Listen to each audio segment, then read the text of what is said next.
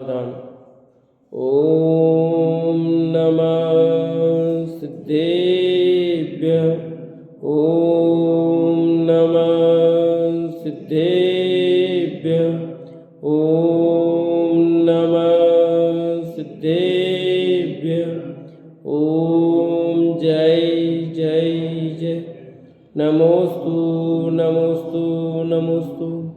नमो अर्यन्ताणं नमो सेद्धाणं नमो ऐरियाणं नमो वज्रायाणं नमो लोये सवसाणं। मंगलम भगवान वीरो मंगलम गौतमो गणी मंगलम कुंद कुंदारो जैन धर्मोस्तु मंगलम सर्वमंगलम मांगल्यम सर्वकल्याणकारकम प्रदानम सर्वधर्माणां जैनम जयतु शास्त्रम जैनम जयतु शासनम।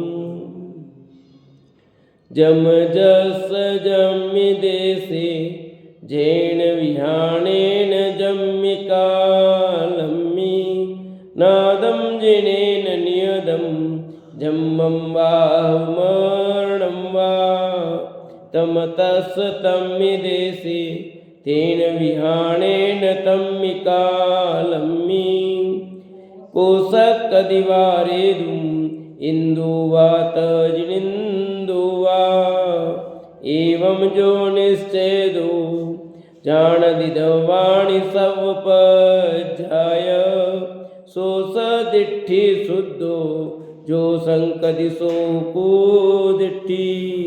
बोले जिनवाणी मात की जय। बोले श्रुति मात की जय। प्रथम तीर्थंकर भगवान ऋषभदेव, उनका आज जन्मोत्सव मनाया। ऐसे महापुरुषों का जीवन कैसा होता है और किस तरह उनके जीवन में उतार चढ़ाव आए हैं, संसार की दशा कैसी होती है और उसके बीच में भी कैसे अपना कल्याण किया जा सकता है, ये सब बात जानने के लिए हमने कथानक प्रारंभ करने का निर्णय किया। तो सलाह का पुरुष पूर्वार्थ है। आदि पुराण और उत्तर पुराण दो ग्रंथ हैं। उसका सारांश को या उसका सीधा सीधा मूल आज की भाषा में लिखने का प्रयास पंडित रतनचंद जी भाईल ने किया है। उनकी कृति, उनकी कुछ नहीं भले कह सकते हैं, उन्हीं आचार्यों की बातों को यहाँ पर उन्होंने आज की भाषा में समझाने का प्रयास किया है। अनेक तात्विक सिद्धांत इसके अंदर आए हैं। कथानक के साथ में तत्व भी पुरुषा है। बहुत सारी चीज़ें यहाँ आपको सुनने को मिलेगी, पढ़ने को मिलेगी।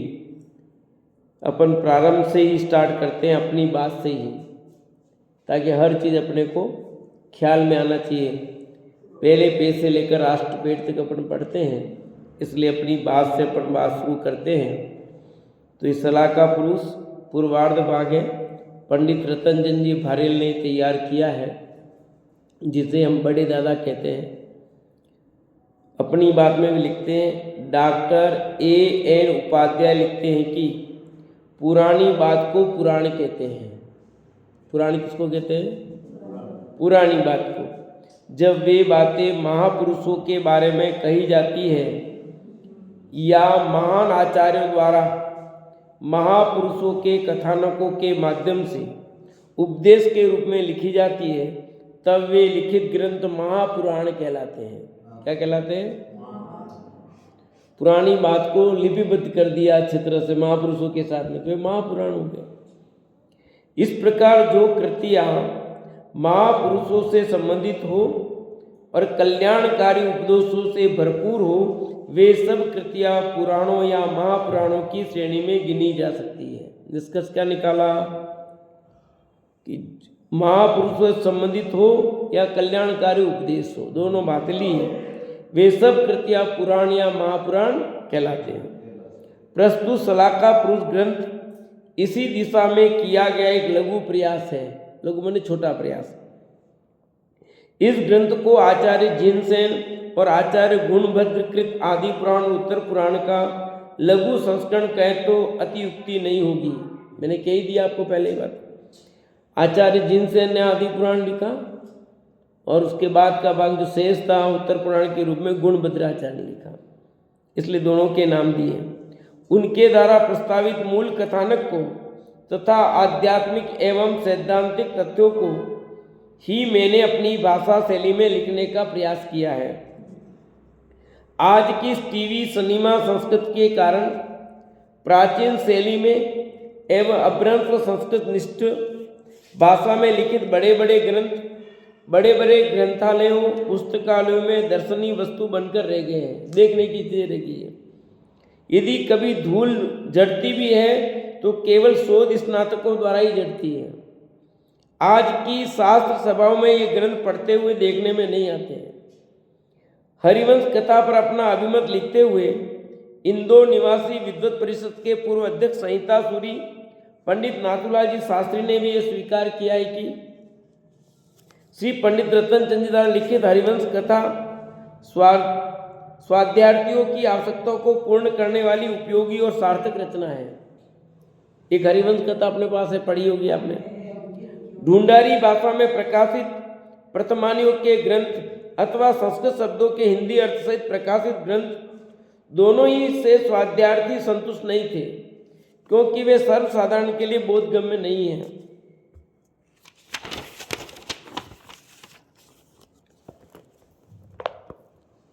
प्रस्तुत हरिवंश कथा ग्रंथ पाठकों की रुचि और बुद्धि के अनुकूल सरल सुबोध और आधुनिक शैली में लिखा गया है, जो अनति विस्तृत और अल्प मूल्य में उपलब्ध है। इसमें उचित संशोधन के साथ धार्मिक विषयों का भी समावेश है, जो मैंने कहा ना, धार्मिक बिंदु तत्व वाली बात आई, तथा कर्णानुयोग चरणानुयोग द्रव्यानुयोग संबंधी आवश्यक सामग्री भी रख दी गई है। वर्तमान में ऐसे ही ग्रंथों की आवश्यकता है, जिसकी पूर्ति ऐसी रचनाओं से की जा रही है। विद्वान लेखक का ये परिश्रम सराहनीय है। इस दिशा में लेखक आगे और भी प्रयास करें तो निसंदेह समाज उनकी कृतियों का स्वागत करेगा। वयोवृद्ध विद्वान पंडित नाथूलाल जी शास्त्री इंदौर के उपयुक्त प्रोत्साहन से भरपूर पत्र ने मेरे उत्साह में 4 चांद लगा दिए। पंडित जी साहब के मंतव्यानुसार ही मेरे मन में बहुत दिनों से ये बात खटक रही थी। जब हमने अपने महाविद्यालय के पाठ्यक्रम में आदि पुराण, उत्तर पुराण, पद्म पुराण, हरिवंश पुराण स्वयं पठन के रूप में रखे हैं, यानी हमको खुद पढ़ने पड़ते थे। स्मारक में शास्त्री थे, पढ़ाई नहीं जाते थे, हमको पढ़ने पड़ते थे और एग्जाम देना पड़ता था। अभी भी है। हाँ, तो पढ़ना पड़ता सबको। पंडित जी साहब और प्रत्येक ग्रंथ के पास होने के लिए अन्य ग्रंथों के साथ 30-30 अंक रखे, तो छात्रों ने ग्रंथों की बोझलता के कारण उनकी उपेक्षा करके 30 अंकों का नुकसान करके केवल 70 अंकों में से ही उत्तीर्ण अंक प्राप्त करना पसंद किया। तभी से मेरे मन में भावना थी कि इन ग्रंथों के कोई ऐसे लघु संस्करण निकले जिससे पाठकों को प्रयोजनभूत सामग्री तो पूरी मिल जाए और अनावश्यक बोझिल विस्तार से पाठक बच जाए। जब हम पढ़ते थे तब ये नहीं था। हमने तो मूल ग्रंथ पढ़े और उसको 1-2 दिन में पूरा से लेकर लास्ट तक 2-3 दिन में पूरा ग्रंथ पढ़ा है मैंने और एग्जाम दिया है। हरिवंश पुराण, उत्तर पुराण, आदि पुराण सब एग्जाम में पढ़ना है। पूरी कथानक बैठे सुबह से शाम तक, रात तक लगातार पढ़े हैं। इस बीच में हृदय रोग से पीड़ित हो गया तो मुझे विचार आया, कहीं ऐसा न हो कि पुराणों का ये काम बिना किए ऐसा ही रह जाए। क्यों न मैं इसी दिशा में प्रयास करूं। इस बहाने प्रथमानियों का एक बार पुनः पारायण यानी स्वाध्याय भी हो जाएगा और यदि होनार हुई तो काम भी हो जाएगा। और मैंने सर्वप्रथम हरिवंश कथा के काम को हाथ में लिया। काम आरंभ के साथ ये संकल्प किया, इसे तो पूरा करना ही है, पर संकल्प करने के काम थोड़े ही हो जाता है। हरिवंश कथा के अधूरे काम में ही हृदय रोग का पुनः आक्रमण हो गया। फिर अटैक हो गया। जांच कराने पर तुरंत हृदय शल्य चिकित्सा ओपन हार्ट सर्जरी की सलाह मिली। 3 माह कंप्लीट बेड रेस्ट की हिदायत मिली, परंतु मैंने हिदायत की थोड़ी उपेक्षा करके हरिवंश कथा के शेष काम को पूरा किया और 9/8/3 को कुंद तीर्थ सुरक्षा ट्रस्ट द्वारा संचालित शिविर के अवसर पर जयपुर में हरिवंश कथा का विमोचन भी हो गया। 9 अगस्त 2003। हम तो 89 में निकल गए शास्त्री करके। मैं पुनः हृदय वाल्व में थक्का जम जाने से मरणासन की स्थिति में पहुंच गया, परंतु होनार तो कुछ और ही थी। अतः पुत्र शुद्धात्म प्रकाश और परिवार के पुनः किए अथक प्रयासों से और जिनवाणी से प्राप्त मेरे मनोबल से मुझे पुनः जीवन दान मिल गया। मैंने पुनः संकल्प किया, यदि शरीर ने साथ दिया तो मैं महापुराण को भी हरिवंश पुराण से भी अधिक उपयोगी बनाने का प्रयास करूंगा। वस्तुतः मैं तो निमित्त मात्र था, काम तो अपनी तत्समय की योग्यता से जैसा होना था हुआ है। तीनों गाथा मंगलाचरण में पढ़ी है ना, वो बात आ गई। अब मेरी भावना है कि पाठक इसे अधिक से अधिक पढ़े और लाभान्वित हो। विश्व के समस्त दर्शनों में जैन दर्शन एक ऐसा दर्शन है जो कहता है कि प्रत्येक आत्मा स्वभाव से तो स्वयं परमात्मा है ही। क्या कहा था कि स्वयं परमात्मा है ही स्वभाव से। तो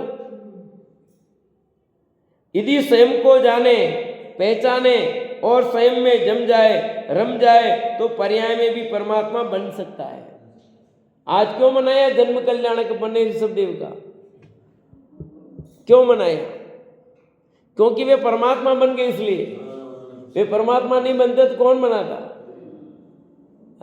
अपने कितने लोग मनाते बर्थडे, घर वाले ही पूरे नहीं होते हैं, और उनके लिए देख लो सारा देश मना रहा है, विश्व मना रहा है। कितने लोग जुलूस निकाल रहे हैं लंबा चौड़ा। आपका निकला कभी बर्थडे पे का? तो देखा क्यों नहीं निकला? और वो गए असंख्यातों वर्ष हो गए, फिर भी याद कर रहे हैं। आपको तो इस जन्म में भी लोग याद नहीं कर रहे, तो मरण के बाद कौन याद करेगा? तो क्यों? वे भगवान बन गए, इसलिए। हमारे तीर्थंकर सलाहकार पुरुष अपने पिछले भवों में हमारे तुम्हारे जैसे ही पामर पुरुष थे। अनादि काल से चतुर्गति में परिभ्रमण करते थे। उन्होंने काल अवधि आने पर स्वयं को जाना, पहचाना, स्वयं का अनुभव किया, स्वयं में समा गए, तो अंतर्मूर्त में सर्वज्ञता प्राप्त कर परमात्मा बन गए। तीर्थंकर परमात्मा के गर्भ, जन्म, तप, केवल ज्ञान और मोक्ष कल्याणक के रूप में संपन्न हुए। ये पंच कल्याणक आत्मा से परमात्मा बनने की प्रक्रिया है। हाँ, छोटा दादा हर पंच कल्याणक में ये बात कहते नहीं कहते? ये पंच कल्याणक क्या है? नर से नारायण, ठीक है, बनने की प्रक्रिया, आत्मा से परमात्मा बनने की प्रक्रिया है। पत्थर तो भगवान बन जाएंगे, और तुम्हारा क्या होगा सोचो। तीर्थंकर परमात्मा के गर्भ, जन्म, तप, केवल ज्ञान, मोक्ष कल्याणक के रूप में संपन्न हुए। ये पंच कल्याणक आत्मा से परमात्मा बनने की प्रक्रिया है। भगवान आदिनाथ ने परमात्मा बनने का कार्य 6 भव पूर्व भोग भूमि के आर्य के भव में किया था। आदिनाथ का दिवस है आज, इसलिए कहानी कही नहीं कि भगवान आदि ने परमात्मा बनने का कार्य 6 भव पहले भोग भूमि में आर्य के भव में किया था। और यही कार्य भगवान महावीर ने 10 भव पूर्व शेर की परिया में किया था। भगवान पार्श्वनाथ ने यही काम 8 भव पूर्व हाथी के भव में किया था। इन्हीं बातों से स्पष्ट है कि जैन दर्शन के अनुसार न केवल मनुष्य बल्कि पशु भी परमात्मा बन सकते हैं। तो हम क्यों नहीं बन सकते हैं? अतः हमें इस दिशा में प्रयास करना चाहिए। यदि पाठक प्रथमान योग की इस विषय वस्तु से लाभान्वित हुए तो मैं अपना श्रम सार्थक समझूंगा। ओम नमः पंडित रतनचंद भारी। इस प्रकार ये बात कही। अब सलाह का पुरुष यहाँ कथा प्रारंभ होती है।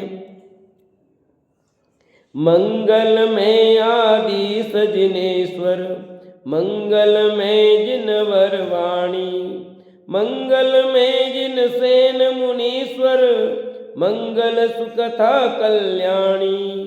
गाति कर्म जिनने दो डाले, वे हैं वीतराग भगवान। लोकालोक झलकते जिसमें, ऐसा उनका केवल ज्ञान। तीर्थंकर पद के धारक प्रभु, दिया जगत को तत्व ज्ञान। दिव्य दनी द्वारा दर्शाया, प्रभुवर तुमने वस्तु विज्ञान। इस प्रकार ये मंगलाचरण किया। पूर्व पीठिका धर्म कथा, कथा और विकथा। सलाका पुरुषों की पुण्य कथा लिखने के पूर्व पीठिका द्वारा कुछ ऐसी जानकारी देना आवश्यक प्रतीत होता है। ये सब बातें जो भी चलेगी वो आगे के लिए काम की पूरी इस ग्रंथ के लिए ध्यान रखना, जिससे सलाका पुरुष की विषय वस्तु समझने में सुविधा रहे। एतदर्थ सर्वप्रथम धर्म कथा, सतकथा, विकथा का स्वरूप एवं इनके फल का पाठकों का सामान्य परिचय कराना प्रासंगिक है। धर्म कथा किसे कहते हैं, सतकथा किसे कहते हैं और विकथा किसे कहते हैं, बता सकते हो आप लोग?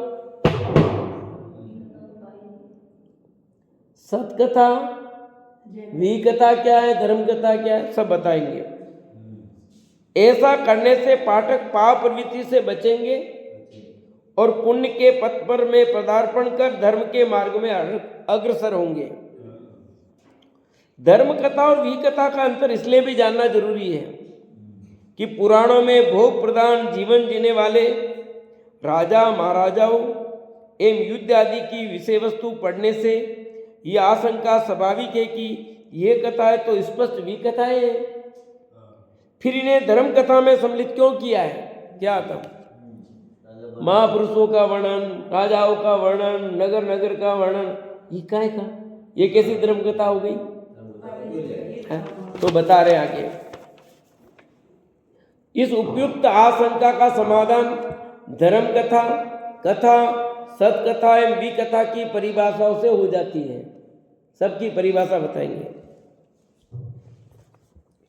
धर्म कथा क्या है? धर्म कथा वीतरागता की पोषक और तत्व ज्ञान की कथा करना तो धर्म कथा ही है, किंतु धर्म सहित काम कथाएं, ये सुनना कहां से, किंतु धर्म सहित काम कथाएं और अर्थ कथाएं भी धर्म कथाएं कहलाती हैं।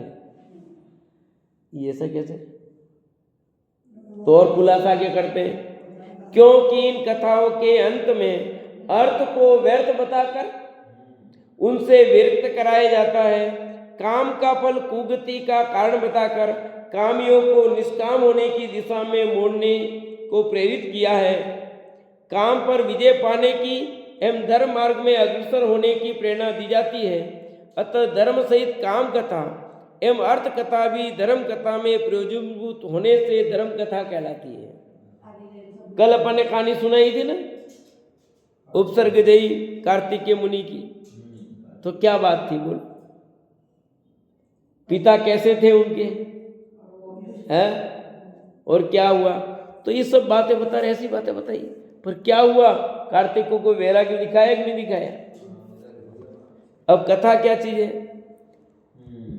मोक्ष पुरुषार्थ में उपयोगी होने से धर्म अर्थ एवं काम का कथन करना कथा है। कथा किसको कहते हैं? मोक्ष पुरुषार्थ में जो उपयोगी हैं ऐसे धर्म अर्थ काम का कथन करना कथा है। सतकथा क्या है? जिसमें धर्म के स्वरूप का विशेष निरूपण होता है उसे सतकथा कहते हैं। सतकथा किसे कहेंगे? जिसमें धर्म के स्वरूप का विशेष निरूपण होगा वो कहलाएगी सतकथा। अमरलाल साहब, सतकथा हो रही है कि क्या हो रही है? धर्म के फलस्वरूप जिन अभ्युदय की प्राप्ति होती है उन अभ्युदयों में अर्थ और काम भी है। धर्म के फल में क्या क्या मिलता है? धन भी मिलता है, अर्थ भी मिलता है। अतः धर्म का फल दिखाने के लिए अर्थ व काम का कथन करना भी सतकथा कहलाती है। राजा बन गए धर्म के फल से, चक्रवर्ती बने, ये तो अर्थ और काम का फल बता दिया। धर्म का फल अर्थ और काम बता रहे हैं कि उनकी इतनी रानियां थी, इतने लोग सेवा कर रहे थे, पर बता क्या रहे हैं? धर्म का फल है भैया। किंतु यह अर्थ व काम का कथन यदि धर्म रहित हो तो वह कथा विकथा की श्रेणी में चली जाएगी। किसमें चली जाएगी फिर वो? विकथा। कहानी में कहां निष्कर्ष आ रहा है? विकथा किसे कहते हैं? यद्यपि अर्थ की चर्चा आजीविका हेतु आवश्यक है, काम संतान उत्पत्ति का हेतु है, किंतु यदि उसमें न्याय नीति न हो तो वह लोकमान्य न हो एवं दंडनीय अपराध की श्रेणी में आता हो, उसकी चर्चा भी विकथा है तथा वह पापाश्रम का ही कारण है। टीवी पर देख लो, अखबारों में देख लो, कितनी अर्थ कथा काम कथा मिल रही है, सब विकथाएं कि नहीं हो? पिक्चरें जितनी देखी जाती है, सीरियल देखे जाते हैं, क्या है उसमें? है धर्म की बात कहीं कुछ? देखी पिक्चरें कभी? पिक्चर देखी कभी? कभी देखी? क्या उसमें विकथा ही तो है। कथा के अंग क्या होते हैं? ये सब काम की चीजें हैं।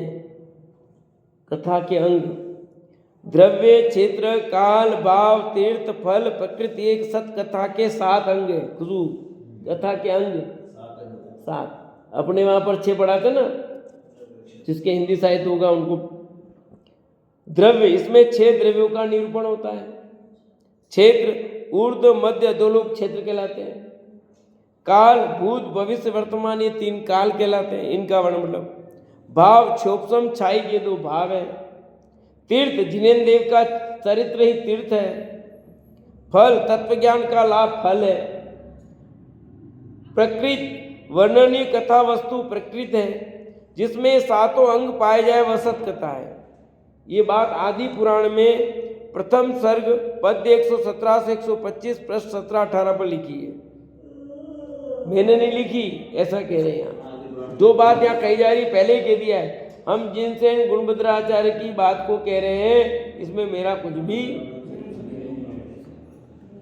सतकथा सुनने पढ़ने का फल बताते हुए आचार्य कहते हैं कि सतकथाओं के श्रोताओं और पाठकों को जो पुण्य का संचय होता है, उससे उन्हें पहले तो स्वर्ग आदि अभ्युदय की प्राप्ति होती है और फिर क्रम से मोक्ष की प्राप्ति होती है। लास्ट क्या है?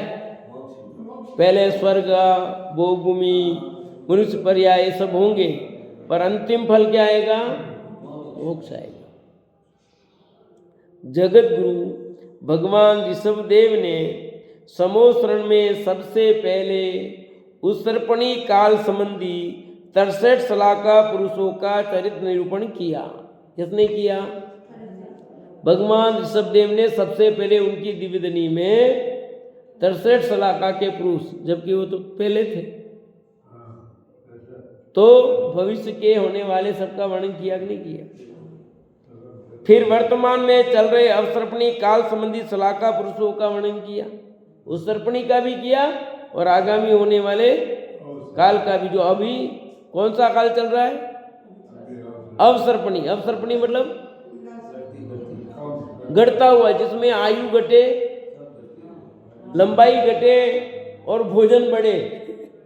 एक चीज बढ़ती है, आयु घटती है और लंबाई भी घटती है, पर भोजन बढ़ता है, वो अवसर्पणी काल। उस सर्पणी में आयु बढ़ती है, लंबाई बढ़ती है और भोजन घटता है। तो जो लोग कहते हैं भोजन से शरीर चलता है, वो सब झूठे हैं। भोजन बिन नरकों में भरपेट मनुष्य क्यों पड़ता है? कमरे में बंदे है, क्या करता होगा, क्या करता होगा? इतने दिन भोजन नहीं किए तो ठीक है नहीं, भोजन के बिना जीवन चल सकता है कि नहीं? जगत गुरु भगवान ऋषभदेव ने ये सब वर्णन किया। भगवान ऋषभदेव ने तृतीय काल के अंत में जो पूर्वकालीन पुराण या इतिहास का कथन किया था, वे ही पुराण परंपरागत हम तक पहले मौखिक रूप फिर लिखित रूप में आए। पहले मौखिक चलती बात, फिर लिपिबद्ध हुए। इसी कारण उन्हें आगम भी कहते हैं। आगम आए हुए ना। आचार्य जिनसेन कहते हैं कि मैंने भी उसी आगम का कथन किया है, इसमें मेरा कुछ भी कर्तृत्व। अब आचार्य देव भी कह रहे हैं कि मेरा कुछ नहीं है।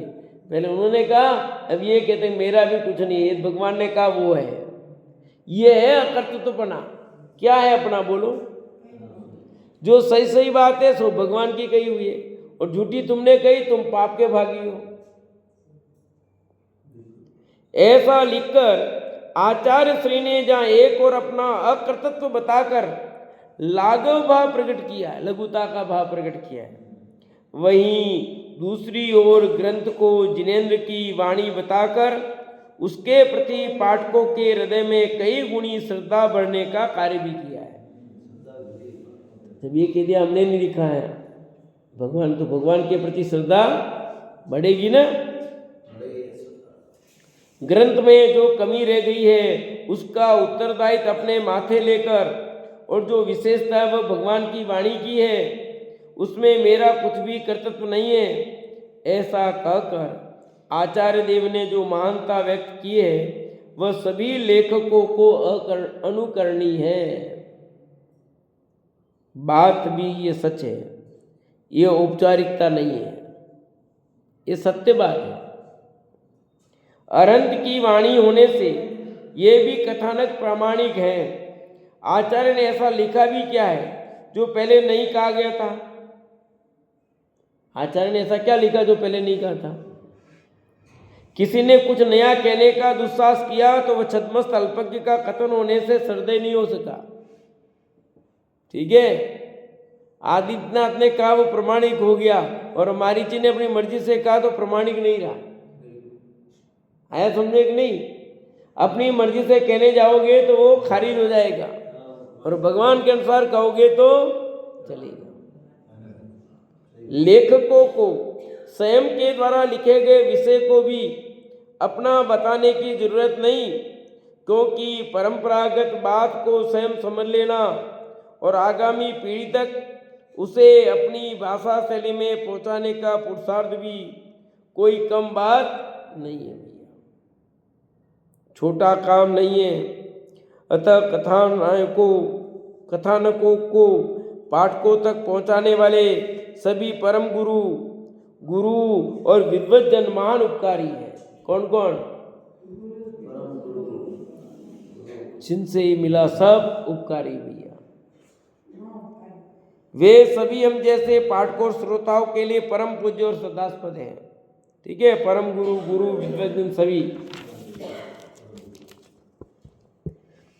प्रथम पर्व के अंत में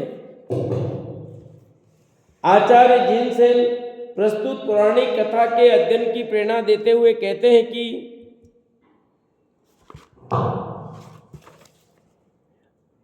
क्या प्रेरणा दी है? आत्म कल्याण चाहने वालों को इस कथा का श्रद्धान, अध्ययन और स्मरण करना चाहिए। यह पौराणिक कथा पुण्य फल देने के साथ स्वयं पवित्र है, उत्तम है, मंगल रूप है, श्रेष्ठ है, यश प्रदान करने वाली है, साक्षात स्वर्ग और परंपरा से परम पद प्रदान करने वाली है। जो इसको श्रद्धा भक्ति पूर्वक पढ़ता है उसके सर्व विघ्न नष्ट हो जाते हैं, खोटे सपना आना बंद हो जाते हैं। ठीक है, और अच्छे सपने आते हैं।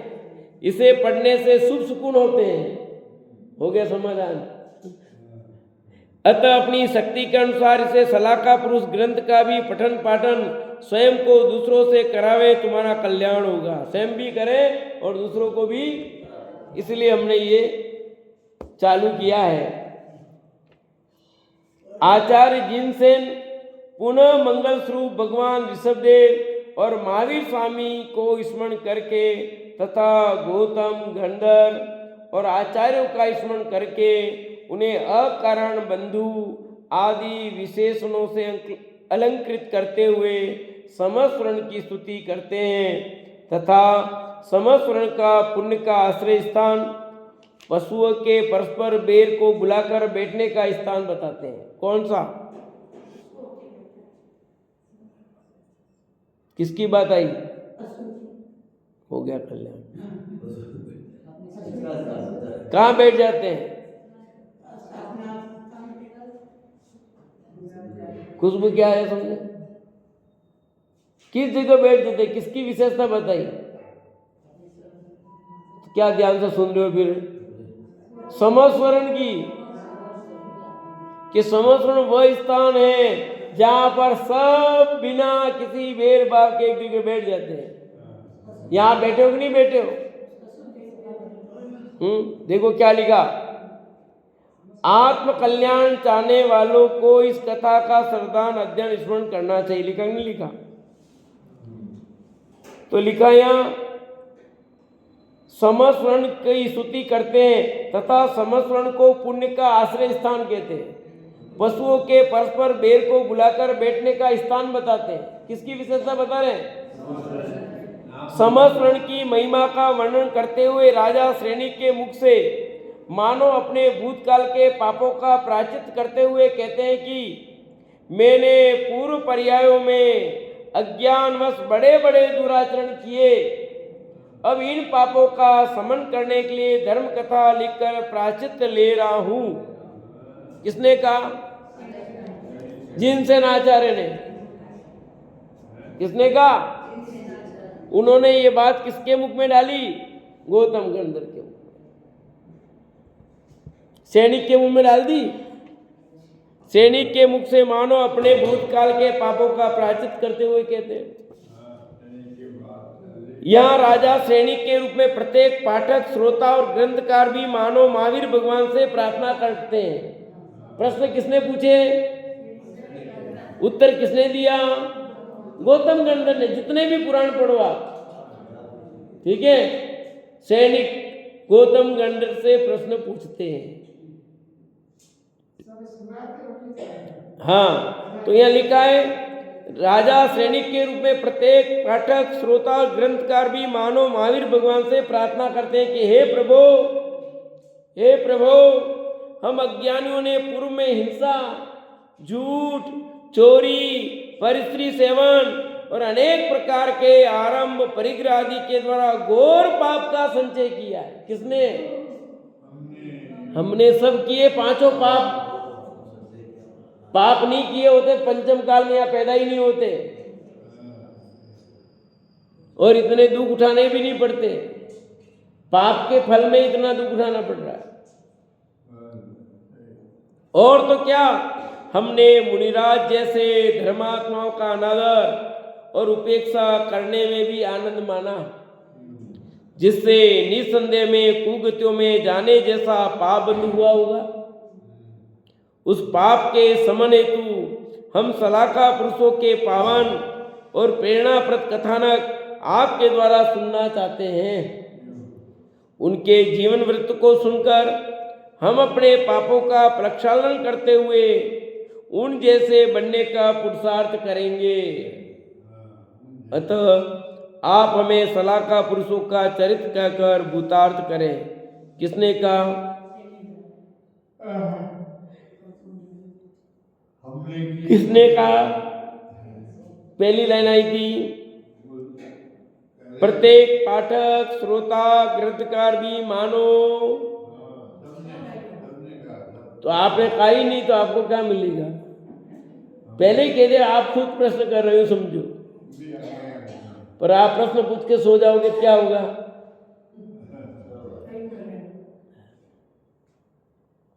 महावीर स्वामी के निकट बैठे हुए गंधर्व देव ने श्रेणी की प्रशंसा करते हुए कहा, हे राजन, तुमने बहुत अच्छी जिज्ञासा प्रकट की है। अन्य सभी श्रोता भी यही चाहते हैं। अतः सुनो, तीर्थंकर, चक्रवर्ती आदि पदों के धारक प्रसिद्ध पुरुषों को सलाका पुरुष कहते हैं। किसको सलाका पुरुष कहते हैं? तीर्थंकर, चक्रवर्ती आदि पदों के धारक पुरुषों को। ये ध्यान रखना। तीर्थ का सेवन करने वाले सत्पुरुष ही वस्तुतः सलाका पुरुष कहलाते हैं। सलाका पुरुष किसको कहते हैं? तीर्थ का सेवन करने वालों को। इस युग में 63 सलाका पुरुष हुए जो इस प्रकार है। 63 सलाका पुरुष कौन कौन से होते पता है?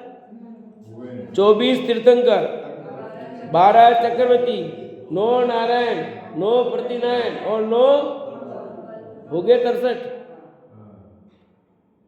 ये 63 महापुरुष धर्म तीर्थ का सेवन कर अल्प काल में ही संसार सागर पार हो जाते हैं। इनमें बहुत कुछ तो उसी भव से मुक्त हो जाते हैं और शेष 2-3 भवों में मुक्ति प्राप्त कर लेते हैं। अधिकांश तो उसी में, कुछ बच गए तो अगले 2-3 भवों में चले जाएंगे।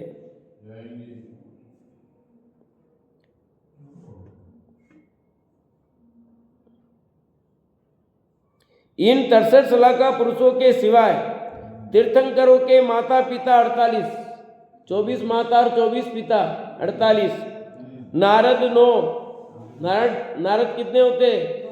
रुद्र कितने होते? 11, कामदेव 24 और कुलकर 14। इस प्रकार महापुरुषों की संख्या 169 आगम में है। कितनी? 169,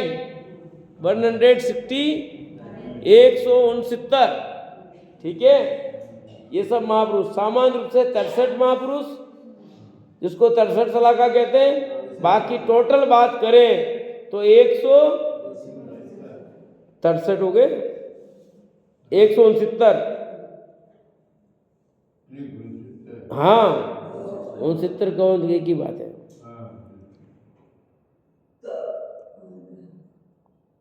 किंतु इस युग में 161 महापुरुष ही हुए हैं। कम क्यों हुए बताते हैं। क्योंकि इसमें कुछ पुरुष ऐसे भी हैं जो 2-2, 3-3 पदों के धारक हैं। हुए तो 163 ही, 169 ही, परंतु डबल पद हो गए ना, तो ऐसे 161 रह गए। जैसे तीर्थंकरों में कामदेव भी और चक्रवर्ती भी है। इस काल में 60 सलाका पुरुष ही हुए। कितने? 63 नहीं हुए। तदंतर संवत्सरों में उपस्थित सभी महर्षियों ने एवं राजा श्रेणिक सहित उपस्थित सभी श्रावकों ने मिलकर अनेक विशेषणों से 4 ज्ञान के धारी श्रुत केवली गौतम गंधर्व की स्तुति करते हुए गौतम नाम को सार्थक सिद्ध किया। कौन से नाम को?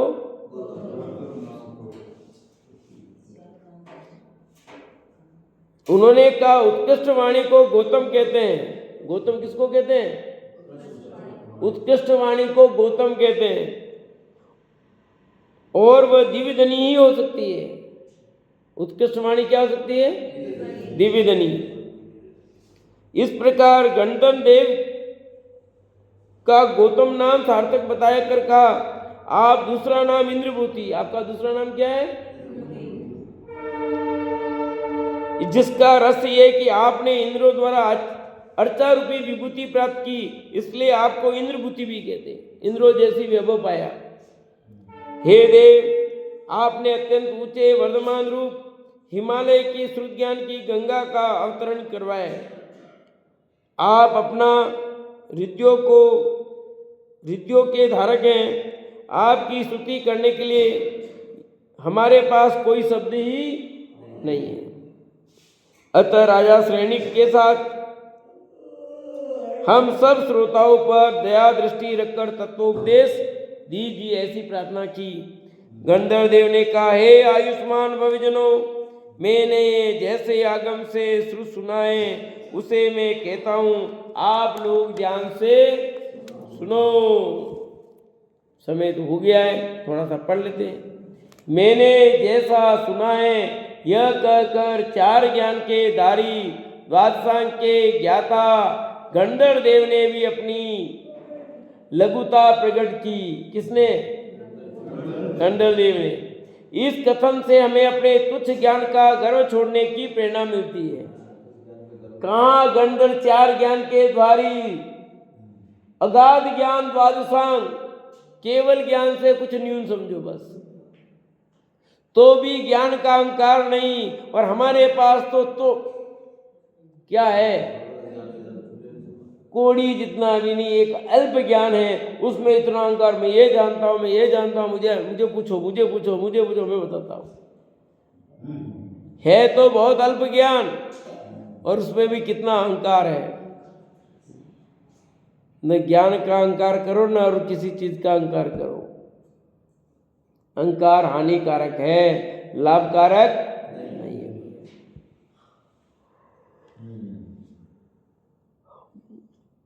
श्रुत स्कंद के 4 महाधिकार हैं जिन्हें 4 अनुयोग का है। वो 4 अनुयोग क्या है और उसके बारे में क्या है, और ऋषभ देव की कथा आदि सब आगे कुछ प्रारंभ होगा। आज यहीं तक समय हो गया तो